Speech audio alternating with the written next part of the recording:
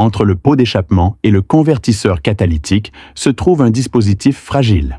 Sans lui, le moteur peut connaître une consommation de carburant accrue, un ralenti intermittent et des accélérations lentes.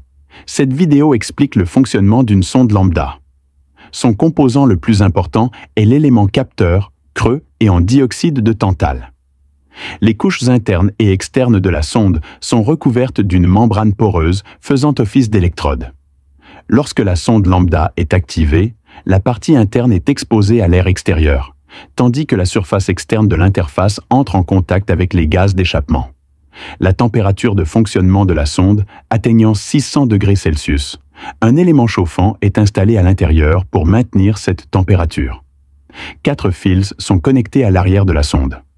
2 fils blancs alimentent l'élément chauffant et le fil noir transporte le courant vers le calculateur électronique du véhicule, ECU. Ce fil est connecté à la membrane interne de la sonde, tandis que le fil gris est connecté à sa couche externe. Pour comprendre le fonctionnement d'une sonde lambda, examinons d'abord la microstructure d'un point précis. Le fil jaune représente le dioxyde de tantale, tandis que le fil bleu représente les membranes intérieures et extérieures. La membrane contient également des pores.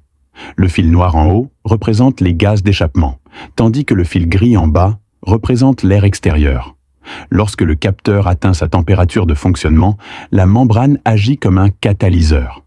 Les molécules d'oxygène à l'intérieur et à l'extérieur du capteur entrent en contact avec la membrane et se décomposent en ions oxygène. Si la concentration en ions oxygène à l'intérieur du capteur est supérieure à celle à l'extérieur, ces ions migrent à travers les pores de la membrane pour maintenir la stabilité. Cette migration crée une différence de potentiel entre les membranes intérieures et extérieures, appelée tension. L'ECU lit cette tension, générant un signal électrique d'environ 1 volt. L'ECU détecte alors un manque d'oxygène dans la chambre de combustion. Si la concentration en ions oxygène à l'extérieur du capteur est supérieure à celle à l'intérieur, les ions oxygène migrent à travers les pores de la membrane pour équilibrer la température. L'ECU lit alors une tension d'environ 0,1 volt, indiquant un excès d'oxygène dans la chambre de combustion.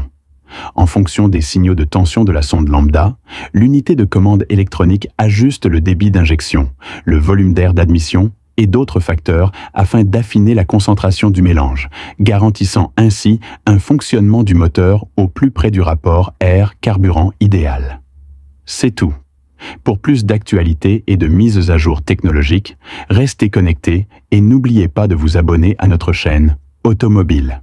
À bientôt. Prenez soin de vous.